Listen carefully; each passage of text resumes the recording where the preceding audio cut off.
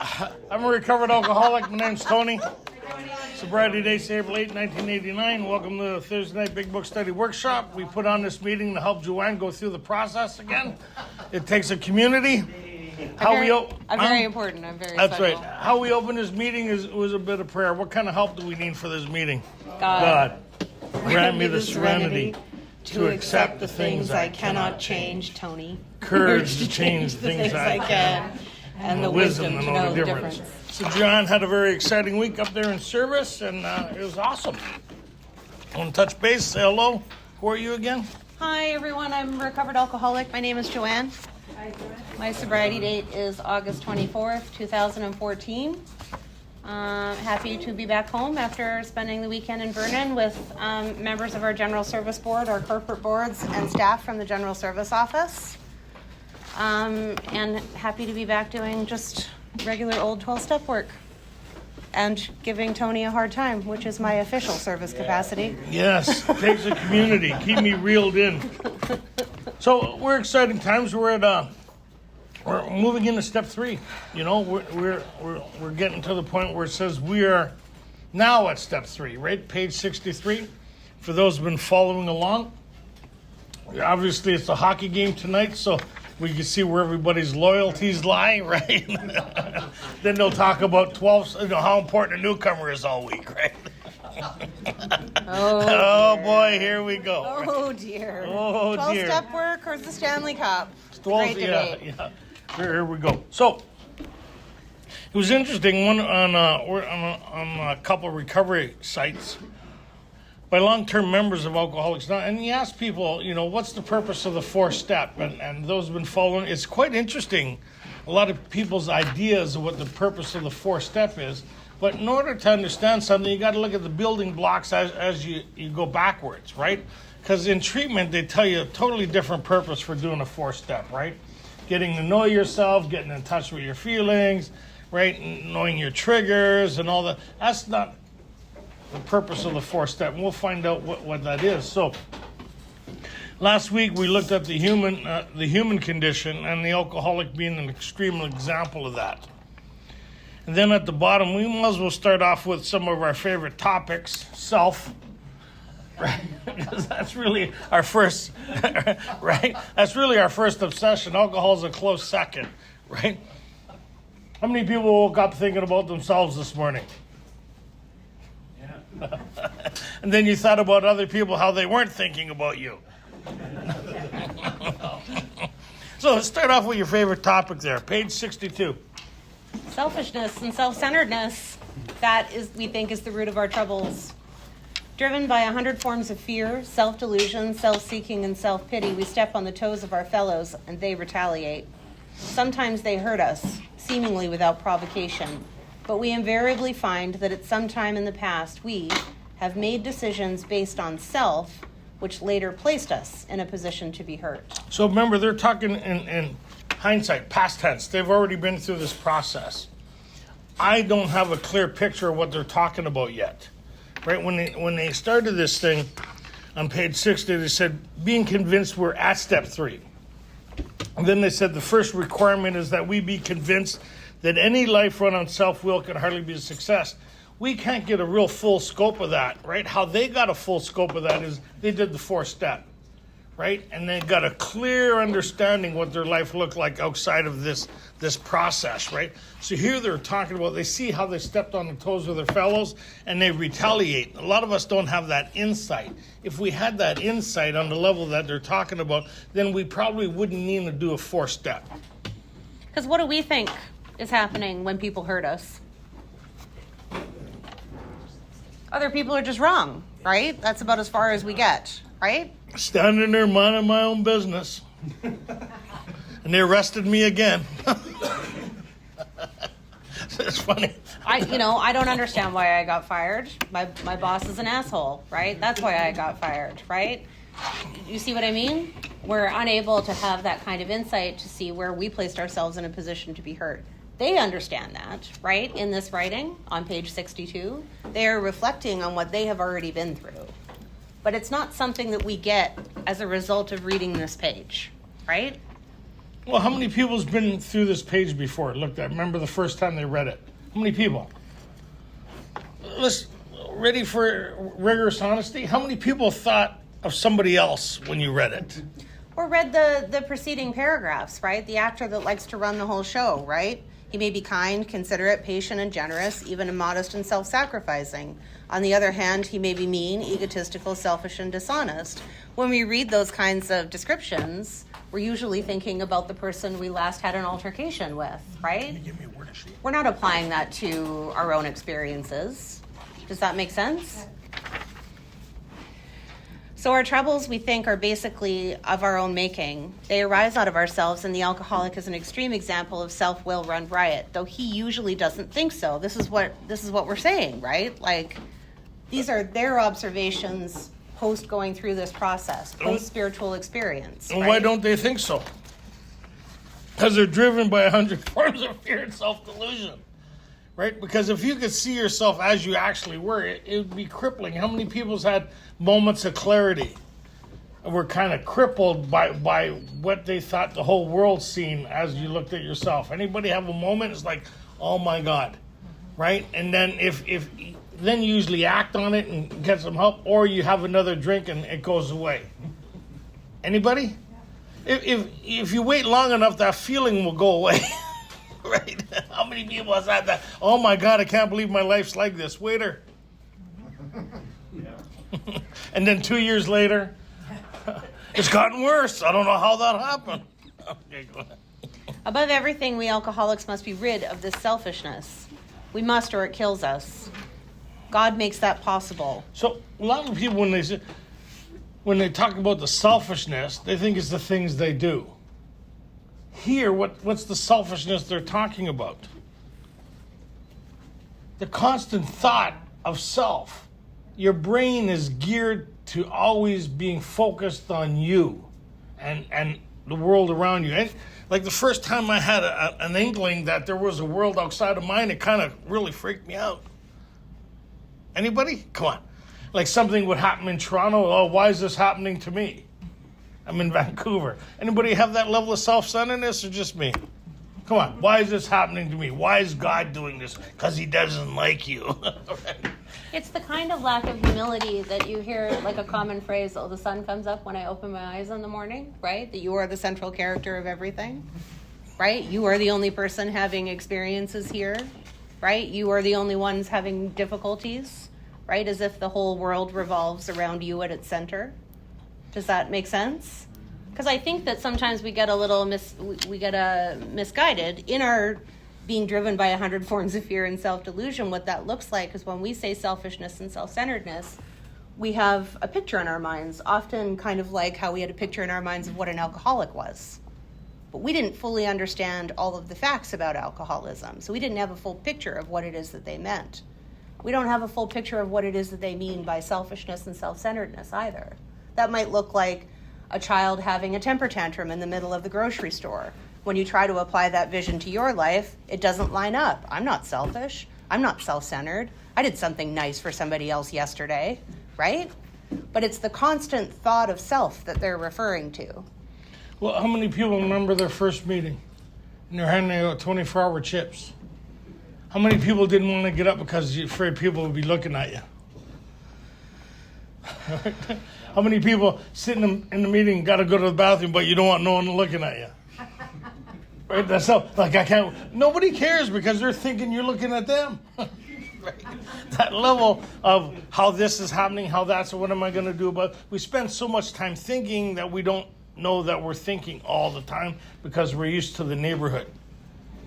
Right? Our brains are constantly going. Right? Anybody? So then, because then when we took a drink before, it bring about a sense of a quieter neighborhood, right? Followed by a noisier one, right? In the back of the cop car. So the inability to shake our thinking with our thinking. Anybody ever have something to say, I'm not going to think about that, and you're constantly thinking about it? You're watching a TV show for a diversion. Anybody do diversion therapy here? And then there you are thinking about it. There you are thinking about it. I'm not going to think about it. There you are thinking about it. Your brain dictates to you how you're going to think, how you're going to feel, and how you view the world. You're in constant chatter with it. The world's happening, but you're talking to yourself. Anybody been in a meeting where you can't even remember who read how it works? Because you're too busy thinking? Most people come to halfway through the meeting. Would you like to share? Oh, sure. I'd love to share. What were the topics again? What? Right? We've all done it, right? It's not that anybody in this room is not guilty of it, because I screwed up my car more times just thinking since I've been sober than I did when I was driving. yeah, not being present, being in some other moment somewhere. But this idea that we're driven by 100 forms of fear, self-delusion, self-seeking, and self-pity is not referring to our conduct. It's referring to our thought life, right? Like where we are in our heads all day. Where you are in your head all day is everywhere but here, right? And how long can you stay in that uncomfortability before something tragic of the first drink happens again? Not very long. Because really we get to a condition where the mind takes over and you're taking a drink again. Because you can't stand sobriety. I don't like being drunk, but I can't stand being sober. I don't know if anybody's ever had that dilemma here. Right. I specifically remember saying to Tony, if this is the way it's going to feel, then I'd rather be drunk as well, right? Yeah. Like, and I remember that, and these are thoughts that I would keep to myself. I would never share them with anyone because I thought I would be judged, in the Fellowship of Alcoholics Anonymous, which in large I would have been, right? But to share that with somebody who's been where I was and found a way out, it made sense to him, right, that I would feel that way. Does that make sense? Yeah. Can I talk a little bit about some of your posts and stuff? You know what? You can. Yeah, now that you've had a bite of your snack. It says, above everything, we alcoholics must be rid of this selfishness. Now we get a sense of what it is they're talking about when they use the word selfishness, right? We're not talking about our conduct. We're not talking about our behavior. We're talking about our thought life and how it's centered on ourselves. It's driven by self-pity, by self-seeking, by self, right? And here they say, above everything, we alcoholics must be rid of this selfishness. We must, or it kills us. What makes that possible? Because it's interesting when we get to this point on page 62, right, in step 3, before we start discussing sort of the principles behind step 4, the reasons, the primary reason we go through a step 4.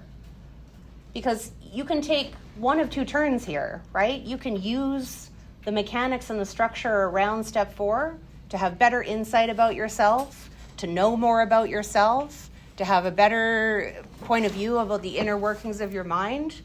You can be more aware and have better insight about how you behave and conduct yourself and the way that you feel, right? What does that give you? It just gives you more self-reliance, right? It's more self-knowledge. What does it change? Nothing, right? Here on page 62, they're saying that God makes that possible. We don't make that possible. We can accumulate all of the information about ourselves. We can spend the rest of our lives doing that. I've watched people do it, and I've watched them drink themselves to death as a result, right? The idea here is that we are looking for what?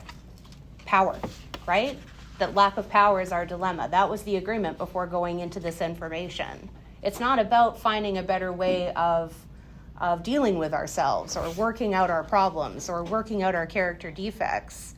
It's about establishing that selfishness and self-centeredness is the root of our troubles. And the only possible way to be rid of it entirely is through this relationship. Does that make sense? Okay.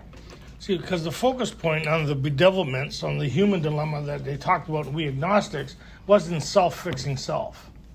Everybody who they gave as an example through the book so far, that they've discovered that going through this process, not only did it answer their alcohol problem, but it solved all their other problems. It started back with Bill and his story, and even in the doctor's opinion.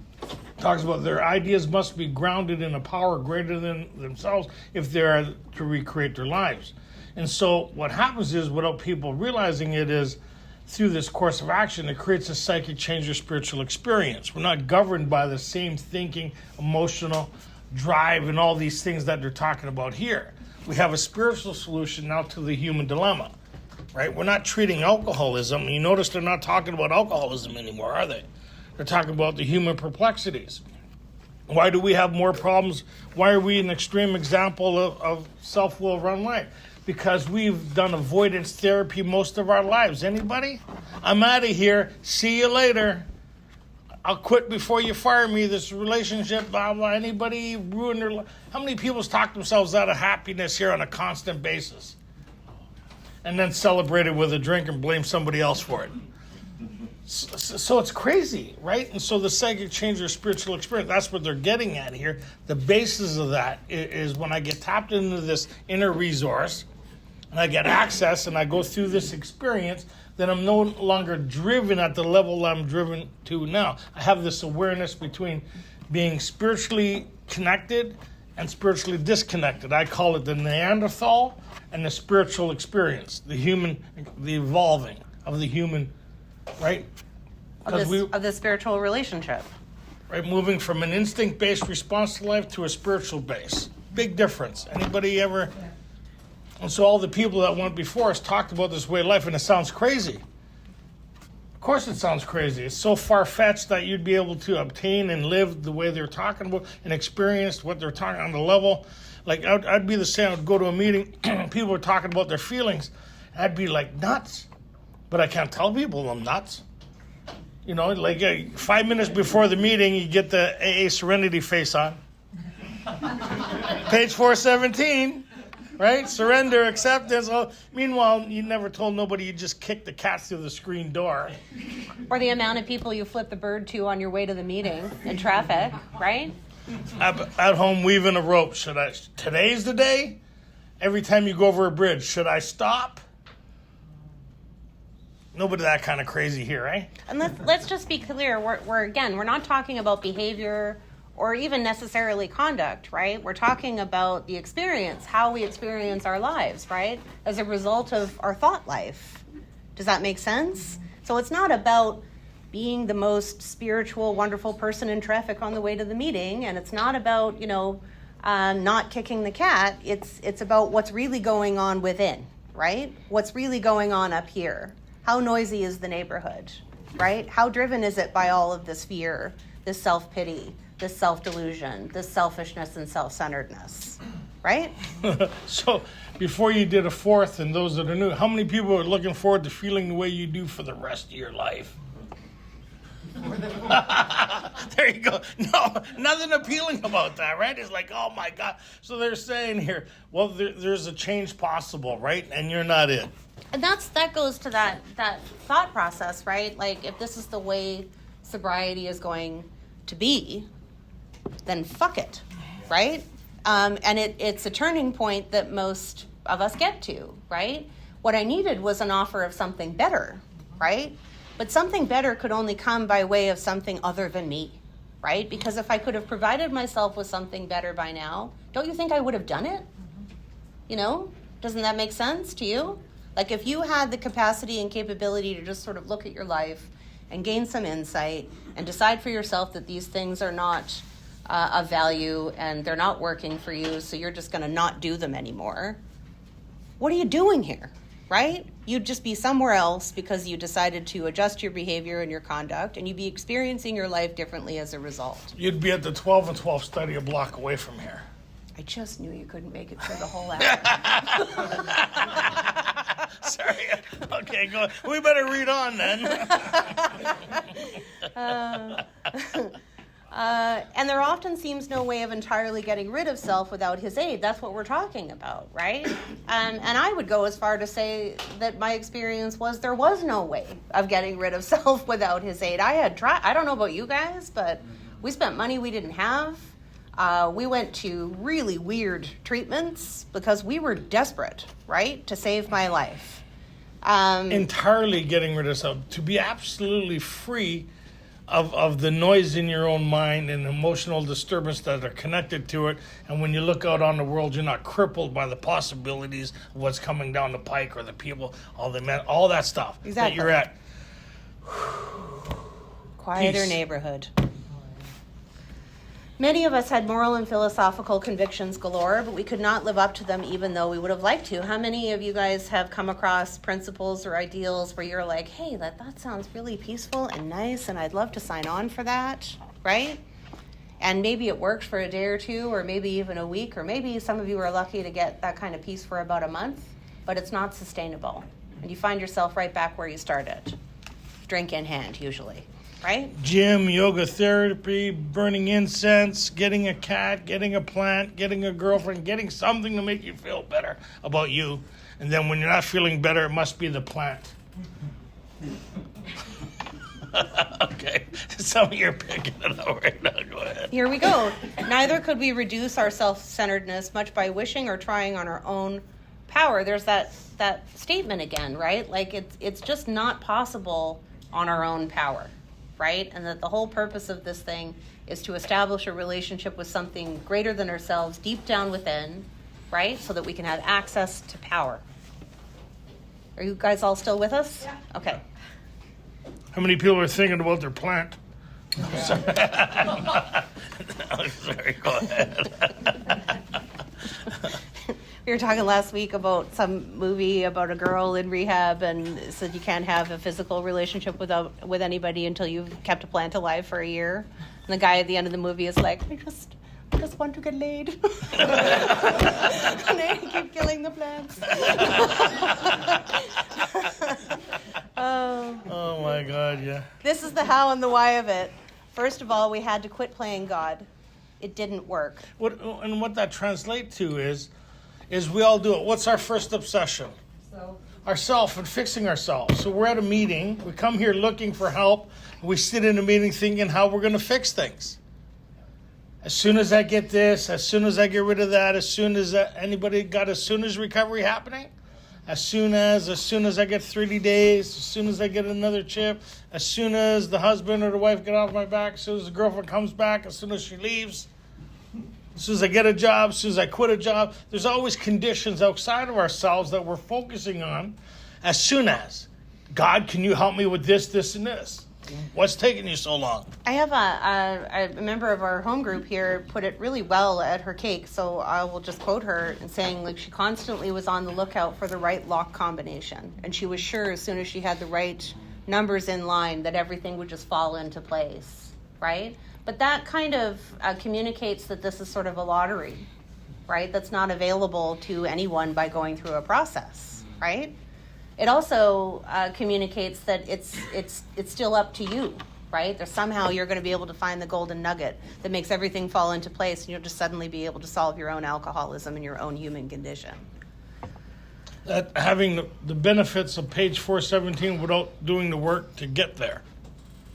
Because the guy's talking in past tense of what he experienced talking to his wife in that moment, right? The ability to separate himself from the drive that's driving him in that moment and finding an alternative response to life. That's an interesting point because we do that, right? We take a whole story, right, that has a whole bunch of information leading up to a particular principle, right? And a whole past experience, post-spiritual experience. And then we take the one paragraph that seems like a good soundbite, right? And it sounds like a good moral, philosophical conviction, and we try to apply it like it's like we can apply it prior to having this experience, right? But the person who wrote that story and sees the world in that way went through a process, had an experience, has conscious contact with something greater than himself. We take one paragraph and try to apply it like it's a set of instructions, right? Like you can put in acceptance into the bank machine and just withdraw the funds on it right away. Does that make sense? It's like the serenity prayer without God. Dear self, please grant me the serenity that I need to fully comprehend this situation. Right? But how many of you spend your day trying to conjure serenity yourself? All of you, right? I've talked to some of you, right? I'm just going to do this and I'm just going to do that and everything's going to be okay. And One more piece of chocolate and I'll find serenity. Here Yeah. we go. Don't get any distractions stuck in your teeth. No. But it makes sense, right? How we sort of edge out the spiritual principle behind it, about the relationship, right? The access to power that makes these things possible, that God is doing for us what we could not do for ourselves. What couldn't we do for ourselves? We couldn't create this change, right? We didn't have the power sufficient enough to create this change. So my GPS isn't working too good. It always ends up in the neighborhood, back to the neighborhood I don't want to be in, back in situations I dread being in, the emotional state, the mental state, right, that has me back into that place of regret, remorse, and bewilderment. Anybody have that kind of sober? Right? And the arguments I formulate in my mind, and it gets so loud in my mind I can't even, you have to start swearing out loud. Anybody have that? It gets so loud that you almost look like you got Tourette's. Alone in your vehicle. At least now it sounds like you're talking to somebody else. When I got sober, we didn't have that stuff going on. All you see was a crazy person screaming in their car, going to a meeting to find serenity. Okay. So usually at this point is when you walk into the parking lot with Tourette's face and you walk into this guy, right, who's like, how you doing? Good. You might want to tell your face that, right? So we had to quit. So we had to have God. Okay. Power. God, power. We've worked through all that, and we agnostics. Yes, we're comfortable with the idea. If you haven't been through we agnostics, you'd even have a problem if we called it a peanut butter and jam sandwich. Well, I'm kind of like gluten-free. Okay. It doesn't matter what we say. Okay, go ahead. You thought you were going to go on a tangent there? Oh, I nearly did. But I seen Ray. Ray said reel it in. It didn't work. Next, we decided that hereafter in this drama of life, God was going to be our director. He is the principal. We are his agents. He is the father, and we are his children. Most good ideas are simple, and this concept was the keystone of the new and triumphant arch through which we passed to freedom. That's pretty simple when you think about the relationship, maybe not the relationship I had with my father, but the relationship I have with my kids. Like my two daughters, they didn't need for nothing. They didn't worry. Their life was all planned out for them. My job was to get them ready for life. And by the time they were 16, what they decided to do with all that information, even when they went sideways, they came back to the teaching and principles that I reared them up with when they were younger. So when they went to bed, they didn't think, oh my God, am I going to have food tomorrow? Is my dad going to be here? Am I going to have someone to take me to school? Is my dad going to pick me up? They never. That's what I mean. Like, he's the father, we're his children. When you kind of look at that relationship, right? My kids were never wanting for anything. So it's kind of interesting where we go with that thought. Well, can this creator, this power, can I have this kind of same experience that they're talking about here? He is the director, we're his agents. That's interesting. I don't know if anybody's worked on a movie set, but the director, what he does is there'll be 5 or 6 different scenes happening at the same time. There'll be different locations happening. You'll go from one scene of the movie over to the next stage, and there'll be another scene of the movie, and everybody goes in the character of this next scene. And if you were to follow those scenes, you kind of go, what the hell are you making here? But when they put it in the can, when they slice it all together, and then you watch it in the movie theater, it's like, wow, it puts it all together. So all the moments and the scenes are taken care of in that day. Right? And that's kind of like the same thing here. If I'm taking care of what I'm supposed to be taken care of by living these principles, by the time it all comes together, it'll be a way different experience than me directing and doing it. Does that kind of make sense? Okay. Most good ideas are simple. Which is a problem. Because why? We don't make things simple. Right? We want to make everything as complicated as possible, right? We want to have more turns, more angles, more nuts, more bolts, right? But if we think about what Tony just laid down, that's a very simple idea, right? And this concept was the keystone of the new and triumphant arch through which we passed to freedom. You want to underline that. They're going to revisit it, right? Because what's the keystone? It holds the archway together. It's that stone that's kind of diagonal. Is that right? Upside down triangle, but with the square bottom, right? It's kind of keyway. Holds all the bricks, everything together. It's an integral piece of the archway, right? Without it, the 2 pillars do what? They fall down, right? So it's integral, right? It's about as important as the foundation, right? Make sense? So remember in We Agnostics, they said what we're trying to build is a spiritual structure. Right? We're building a spiritual structure, which may not make so much sense now, but those who went before us talk about living within a spiritual realm or spiritual principles, right? So here they're talking about where they pass to freedom. So how that translates to my experience is when I'm instinct driven, right? There's a certain energy in the Neanderthal reaction to me. But when I'm spiritually kind of connected, there's a pause happening. I'm not so driven by these internal things. And the archway is where I pass from the Neanderthal experience into the spiritual experience, the spiritual part of me, where I'm living more out of here than living out of here. It's the what happened. It's the what happened. So this is what they're saying. They're going to show us how to get access to this shift that happens inside of us. We talked about that a couple weeks ago. Anybody feel total despair here? And then something happens, and then the same thing that felt like it was crushing you internally gives you that sense of hope and feeling of lights you up a bit. What's the difference between those two realities is a keyway. There's a hallway between these two experiences, right? And they're going to say, we're going to show you how to get access to this thing deep down within. So you can be free of this selfishness and self-centeredness, right? Think about the third step prayer, which we're going to get to here in a few minutes, right? Freedom from the bondage of self, right? Freedom from being driven by 100 forms of fear, self-delusion, self-pity, selfishness, self-centeredness. Right? How do we get there? We pass through, right? This archway through which we pass to freedom. Freedom from the bondage of self. Make sense? And becomes something inside that you'll click into later. Like, it's pretty powerful stuff. So now we're on page 63 at the top here. They're going to talk about their experience having made that decision and gone through the process. Right? Remember, the book's laid out. It kind of gives you an example of what they're talking about, how to do it, and what it looks like after you've done it. Like, it's kind of broken up that way. So here they talked about what the problem is, what it looks like to have the solution, and now they're going to explain the collective experience of having experienced it, I guess. Go ahead. When we sincerely took such a position, all sorts of remarkable things followed. Not happened. We had a new employer, being all-powerful. He provided what we needed, if we kept close to him and performed his work well. Established on such a footing, we became less and less interested in ourselves, our little plans and designs. More and more, we became interested in seeing what we could contribute to life. That's pretty powerful when you think about we had a new employer, right? Which is funny. We could put more reliance on human things that we see than things that are outside our realm of understanding. Right? But everybody that went before us, they said, God made these things possible. We just smile because we don't have the same experience or understanding that those that went before us do. Right? They talk about all these remarkable things that happen all the time.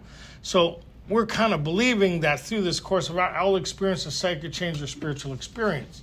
Something beyond my capability of creating, but all those that went before me have experienced it, and I believe it to be true. That remember when Bill was sitting with Ebby? His ideas of miracles were revised right then and there. He can't explain it. It's a phenomenon, something beyond his scope of understanding, but he couldn't argue with it. Right? So if this entity, this power, this connection can create a psychic change or spiritual experience, what would be the limitations to it? It would be us. Right? So if I would say, hey, if one of the billionaires, hey, I got a job for anybody who would like it, unlimited credit card, everything that you need, all your expenses paid, apartment, everything that you could think of, how many people would be pretty stoked about a job like that? Oh, yeah, and how many people would talk about that job? I got to look at everything I got. Then they say, well, we have a new employer, this creator, has created a psychic change of spiritual experience and allowing me to have a different experience than the one I was dying from. I don't know. You know, like one thing's profound and the other thing's tangible because we can see, feel, and touch it. So once you experience it, that's why the promise says you'll be amazed. A lot of people are not even somewhat thrilled when they talked about it. You'll be amazed. How many people want an amazing job? Whereas some people want, I got a job. I'm sober, doing time. How many people want to do time? How many people want a life beyond anything they could ever dream about? And that's what they're offering. That's what they're saying here. That's what they're getting at, right? Established on such a footing, we became less and less interested in ourselves, our little plans and designs. So established on the footing of what we've just talked about, right? Not established on this is how I'm going to relieve my own selfishness and self-centeredness, which in and of itself is an act of selfishness, right? You're still focused on you, right? That's interesting. Yeah. So if you got a job, how many people has worked for different people here? How many people has gone into a job and, boy, I'm going to really work hard, I'm going to really succeed here, and you seem to do really well, right? Because you have a new employer, you're trying to be a part of, you're doing what the employer asks, all this stuff, you're showing up when you're supposed to anybody, and you just excel, you just happen to excel. And then how many people has had a job as you didn't really give a crap ass about it, didn't show up when you wanted to, and then your mind is, I don't need this. But 2 weeks earlier, you're so grateful for the paycheck. Anybody ever do that here? I really need a job. I really need a job. 3 paychecks in. They really need me. They really need me. How many people had that thinking here? They should be grateful that I showed up this morning. Who do they think they are, right? Come on, be honest. How many people are surprised that some companies are still going without you? There you go. How many of you apply that to more serious relationships like your own marriage or your kids, right? Like this hyper focus on who you are and as a level of importance in any one of these relationships, right? As if the whole thing would fall apart if you disappeared. Is this starting to sound a little selfish and self-centered? Yeah. As we felt more and more we became interested in seeing what we could contribute to life. As we felt new power flow in, as we enjoyed peace of mind, as we discovered we could face life successfully, as we became conscious of his presence, we began to lose our fear of today, tomorrow, or the hereafter. You see the transition there? Right? As we felt new power flow in, so what's our dilemma? Lack of, and what's the purpose of this course of action now? To access the power. And as they started to experience the access to this, they started to experience for themselves all these other things. On this side of it, I don't quite understand what you're talking about. But it sounds appealing, right?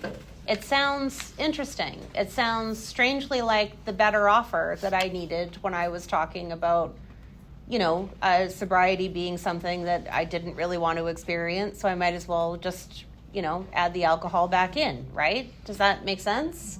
Like the way I was experiencing sobriety. So this is the way you explained it to me. This is the contract, right? This is the agreement. If I go through with all of these things, right? If I carry on with the rest of the work, if I go through the process, if I have this experience, these are the things that I will experience, right? They are not things that I experience as a result of step 3, right? They are designed to help me make a decision about what comes next. Does that make sense? So they talk about when we sincerely took such a position, remarkable things followed.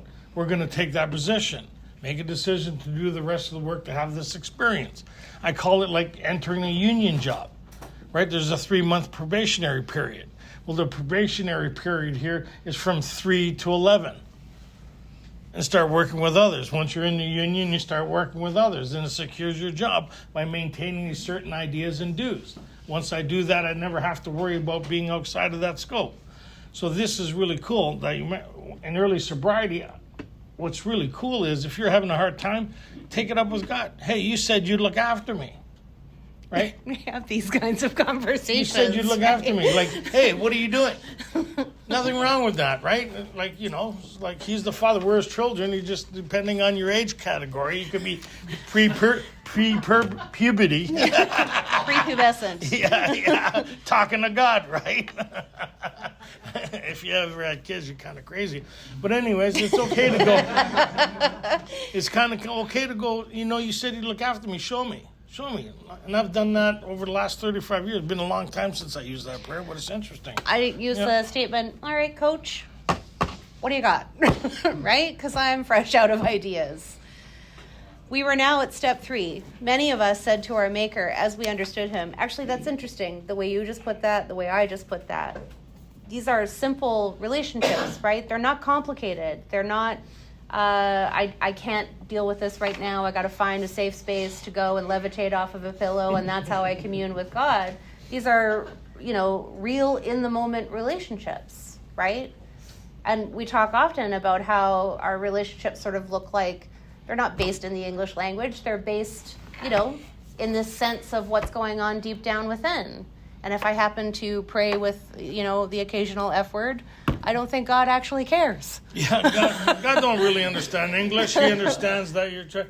It's like, it's like sometimes we try to get people's attention by going, excuse me. No, it's like, hey! And that's like, and that's how God hears us sometimes. Hey! Oh, I was wondering where you were.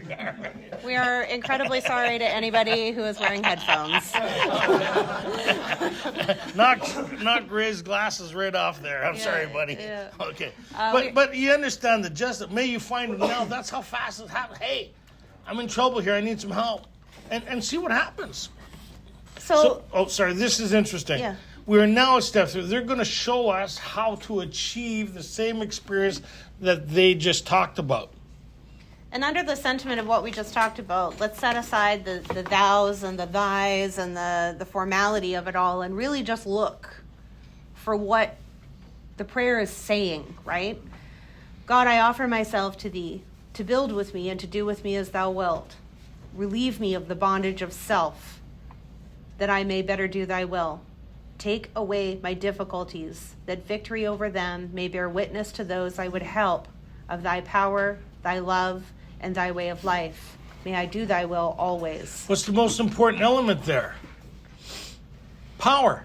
Talking about this experience that I'm having. Like, holy shit, I've tapped into something here that's pretty remarkable. Not the idea of God. That's not one of those. A lot of times, I don't know, anybody ever been different denominations with different doctrines? They're trying to sell you the doctrine, right? The ideas, like you got this, that, instead of the experience. Here they're talking about the experience. Hey, you know what? This is pretty remarkable, this power.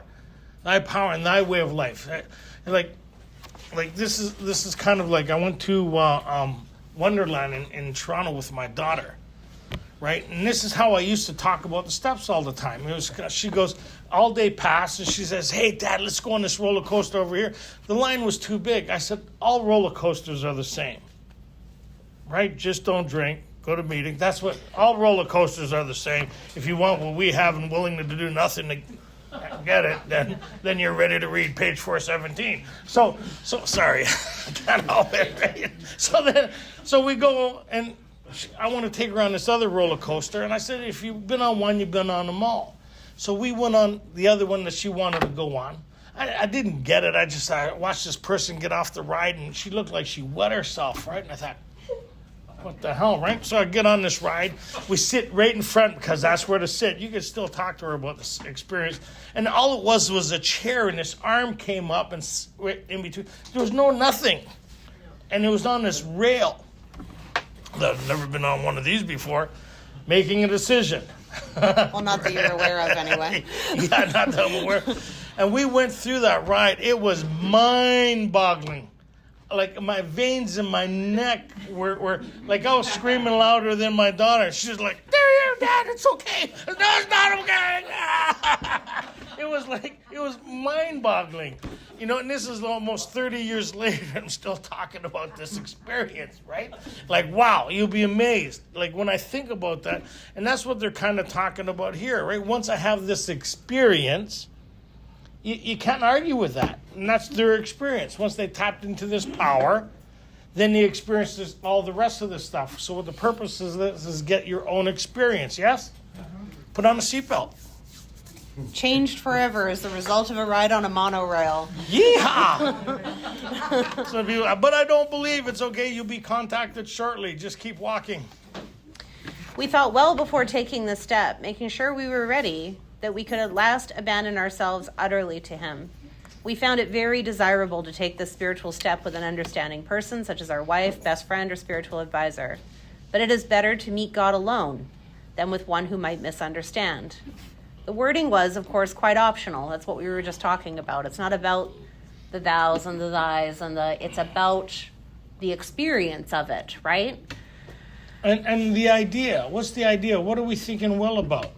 Well, if I don't do this course of action, what's my fate? If I'm not relieved of the bondage of self, what's my fate? If I'm not relieved of this selfishness and self-centeredness, what is my fate? We had to have God's help, right? It kills us. So I need to obtain a psychic change or spiritual experience, or my life is going to continue to deteriorate. Anybody's lives getting better here as the result of not doing the steps? How many people are looking forward to their next relapse? Not too many of us, oh man, I can't wait. Everybody was so thrilled the last time. So we know what's up, because the impending doom of step one is still, right? Because I'm not removed. I still have an alcoholic mind, even though I'm not thinking about it, even though I don't want to drink. I still have an alcoholic mind because I haven't had a psychic change or spiritual experience. This is lying dormant. I can't feel, see, and touch it. I'm the only one that don't know when I'll be drinking again. And everybody around me has the anxiety of it's going to happen again, but I keep on telling them it's not. Why are you telling them it's not? They already know. You know. That's why we thought well before taking a step. Abandon means I'm leaving all my ideas and I'm going to persevere this course of action to obtain this experience so I can enter a daily reprieve. Because without it, we have another 24-hour chip. That's why we give out chips instead of plaques. You ever notice that? Oh, this was interesting. Okay. This was only a beginning, though. This was only a beginning, though if honestly and humbly made, an effect, sometimes a very great one, was felt at once. This is a very, very important sentence, okay? Because what they described at the top of the page, we've just explained to you, is not an experience had in step 3, right? It is their telling of what they've experienced as a result of the whole process, right? It's not an experience grounded in step 3. And what happens is that once this beginning is made, right, by voicing this idea, you can start to feel like something may have shifted. Lots of people have these sort of step 3 experiences, and they fool themselves into thinking that something powerful enough has happened, right, that a change has actually occurred. And people start turning this into a 3-step process. Like I had a buddy give me he has a set of tickets to the Rolling Stones. Good tickets. Pretty excited about it. But I'm not there. Haven't experienced it yet, but I feel good about it. But anything could happen between now and then, right? Those guys are old enough that some of them might not make it, right? I'll be here. Sorry. I can't believe I've gone back to school, right? I've gone to a couple of classes. I'm feeling pretty good about it. It's an interesting experience, right? I don't have a degree. All I have is something that made me feel a little bit better in the moment, right? I'm participating in something. I'm expressing ideas. I'm receiving new ideas, right? But I haven't had a change in my intellect necessary to bring about a bachelor's degree yet. There's a whole process to go through. But I could go to a couple of classes and be like, sweet, that was great. I'm going to run around pretending I'm an expert now, right? Sound familiar? So we can't mistake feeling better for getting better. Because a lot of people will mistake an evangelical sobriety, I call it, for change. But the change is not based on anything, right? Well, you feel good, you feel euphoric, you think the change happened. I checked in with self. Self says you don't feel like drinking, you don't think of drinking. The obsession has left, the miracle has happened. What did you do to get it? Nothing. The brain just talked you out of something that you made agreement was vital to obtain. See how fast it happens? And now we're going to get into a course of action and watch how busy some of you get. We get really busy around the 4th step. I mean, what are you doing? I'm busy. I don't know what I'm doing, but I'm busy. Right? There's papers and there's pens and there's binders and there's color coding and there's this and there's that and there's all kinds of activity going on. I don't think it's any mistake that they use the word effect here. Though if honestly and humbly made, an effect, sometimes a very great one, was felt at once. An effect is not an experience, right? It's just kind of something along the way. So long as we express the idea, what's the idea? That I could formulate this relationship and have this experience with these things. Of what? Of the freedom of the bondage, the difficulties, all these things being removed, having an answer for the human dilemma. It's a thought, it's an idea. So the confirmation of step 1 is another drink. Right? The confirmation of the idea that's being presented in step 2 as the solution to the dilemma in step 1 is a course of action which is step 12. Having had a spiritual awakening is the result of these steps, which was introduced to us in step 2. The idea of this relationship that's possible to have in this experience is the confirmation of step 11. Everything they talk about here is confirmed in step 11. I don't have that relationship here. It's an idea.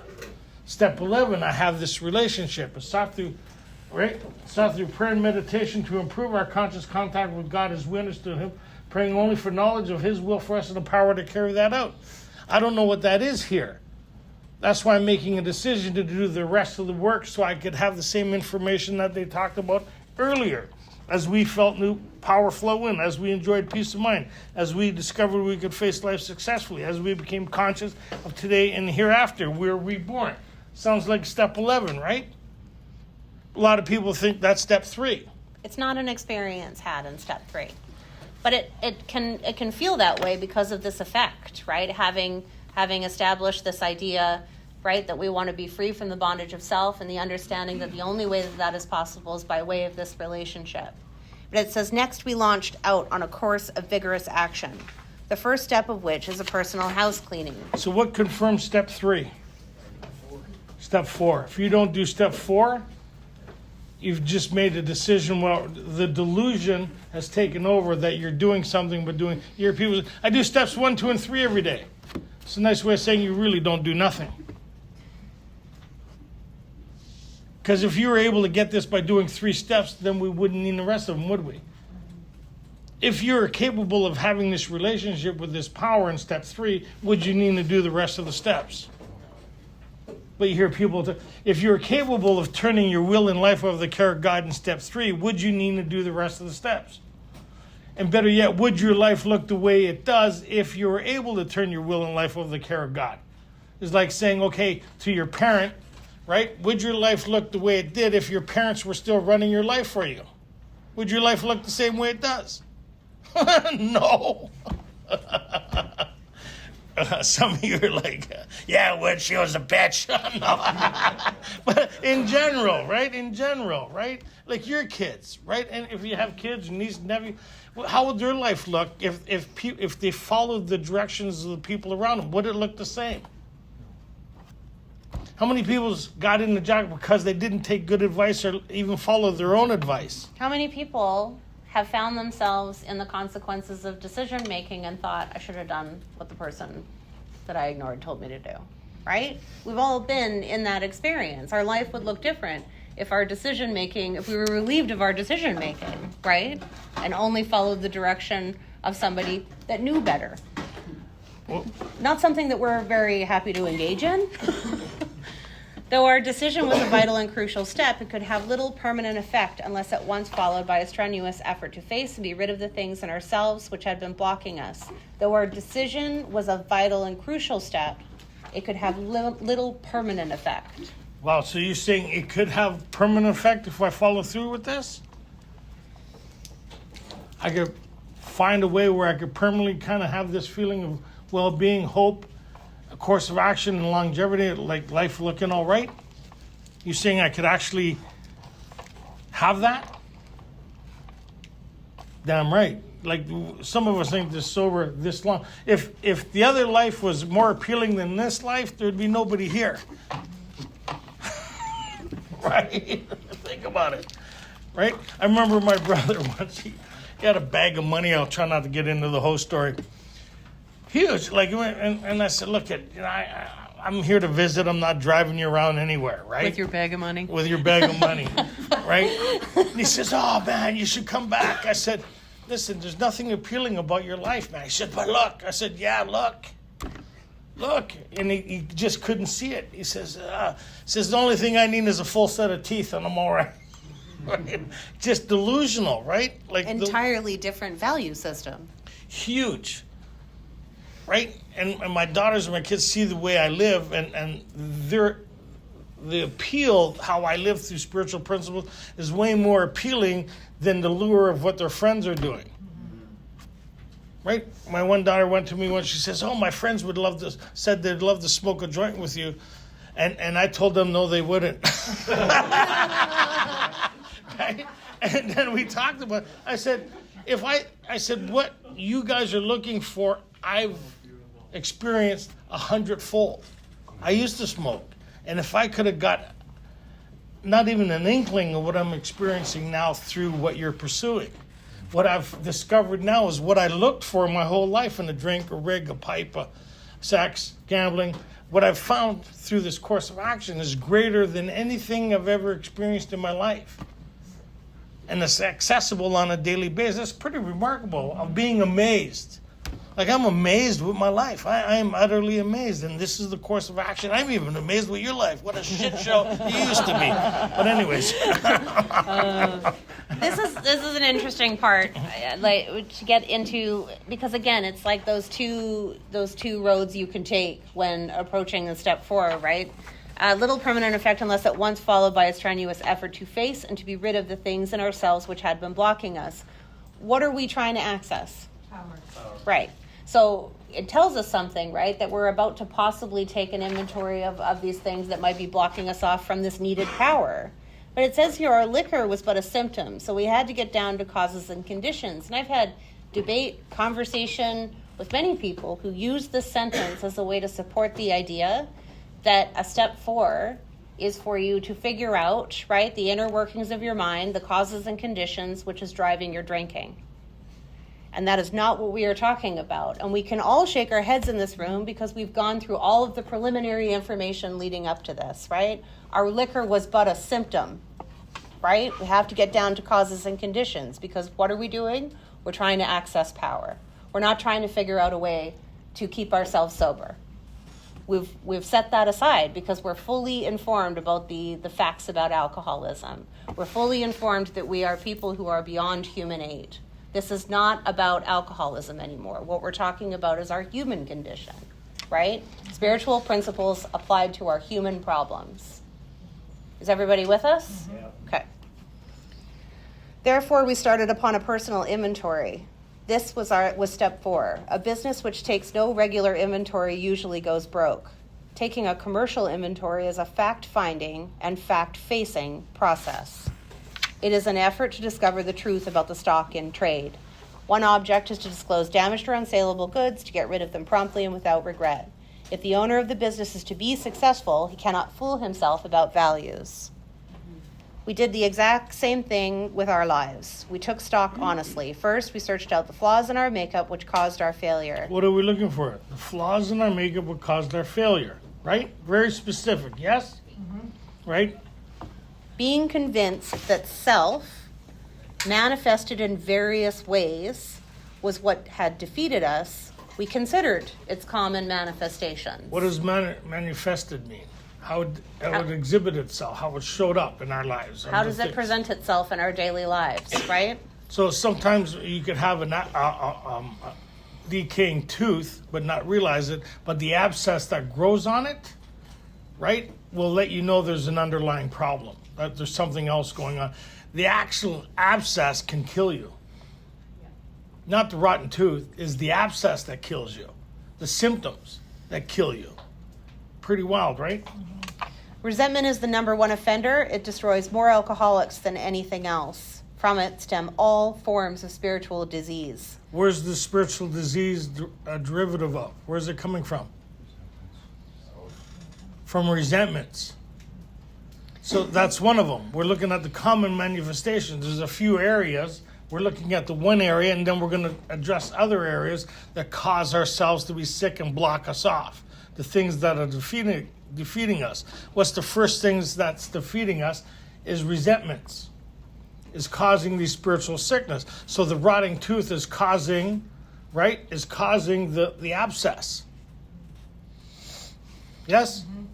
So what do we do? From it stem all forms of spiritual disease, for we have not been not only mentally and physically ill, we have been spiritually sick. When the spiritual malady is overcome, we straighten out mentally and physically. In dealing with resentments, we set them on paper, period. End of sentence. We don't go to Staples. We don't consider common colors of paper. We don't change binders. We don't think about it and think that we were doing something by overthinking it. So What is the confirmation of the decision in step 3? Action. The beginning of step 4. What is the beginning of step 4? We put pen to paper. How do we put pen to paper? We put down our resentments on the paper, regardless of its color or what kind of pen we have. We just get on with it. So what was told to me is do the third step prayer because it's about connection. Just look at the wording of the prayer and write down who you were pissed off with ever. Whatever comes to mind, write down who you're resentful. Because a lot of people, I'm not resentful. Okay, then write down people who you used to be resentful at. Do you have any? Yeah, I used to be pissed off with a lot of people. Good, write them down. Write down whatever comes to mind, just the name of the person, place, or thing. That's it, and make a list of that. If it comes to mind, what do? Write it down. So if it comes to mind, does it mean look at it and see if it's worthy of being on the paper? Write it down. A lot of us go, I'm not resentful at that. Did it come to mind? We'll put it down. Or we analyze it, see if it's worthy to make the paper. How many people's done that? That's not the exercise. The exercise is about the truth about what's happening in my mind that my consciousness will reveal to me. And it doesn't matter what order it's in. Just write it down. And watch the resistance you have to your own thinking and mere instructions to write down something that's simple. Who you're pissed off at, resentful at, and what comes to mind. And watch how you negotiate with yourself. It's going to be an interesting exercise. Have fun. Let the games begin. We have the 7th tradition. There's no dues or fees in Alcoholics Anonymous, but if you're able to contribute, it helps pay for the rent of the room, the worksheets, the big books that you take and don't bring back, all that kind of good stuff. Do you want to close it And up? we'll close with the third step prayer. So what do we need for a good life? God, I offer myself to thee, to build with me and to do with me as thou wilt. Relieve me of the bondage of self, that I may better do thy will. Take away my difficulties, that victory over them may bear witness to those that would help of thy power, thy love, and thy way of life. May I do thy will always. Right on, live long and prosperous.